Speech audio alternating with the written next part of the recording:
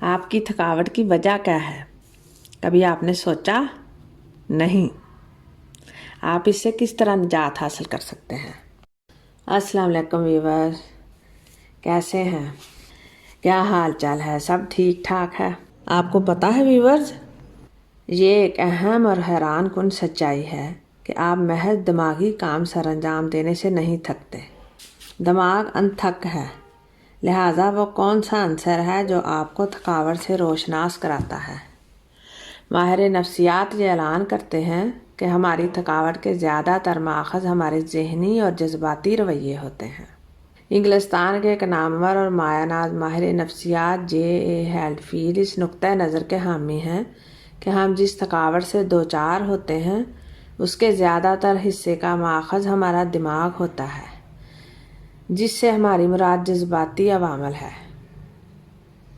یہ کون سے جذباتی عوامل ہیں جو ایک ایسے اہلکار کے لیے تھکن کا باعث بنتے ہیں جس کا کام ایک ایسی نوعیت کا حامل ہو جس کو وہ بیٹھے بیٹھے سر انجام دیتا ہو؟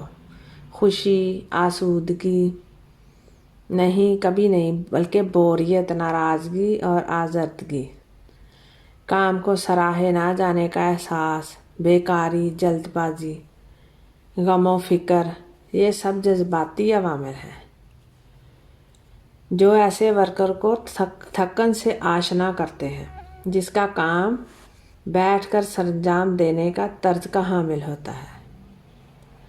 یہ عوامل اس اہلکار کی کارکردگی کم کرنے کا باعث بنتے ہیں اور وہ اعصابی سردرد کا شکار گھر واپس لوٹتا ہے۔ ہم اس لیے تھکاوٹ محسوس کرتے ہیں کہ ہمارے جذبات ہمارے جسم میں اعصابی دباؤ اور کھچاؤ کی کیفیت پیدا کرتے ہیں۔ اعصابی تھکان کا کیا علاج ہے؟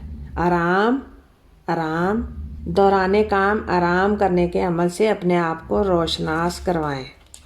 تناؤ اور کھچاؤ کا شکار رہنا ایک عادت ہے، آرام کرنا ایک عادت ہے، اور زیادہ آرام کرنا ایک بری عادت ہے جسے چھوڑا بھی جا سکتا ہے۔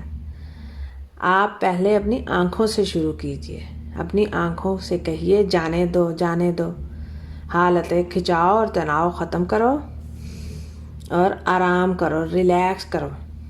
اگر آپ اپنی آنکھوں کے پٹھوں کو مکمل آرام اور سکون پہنچاتے ہیں تب آپ اپنی تمام تر تکالیف کو بھول سکتے ہیں۔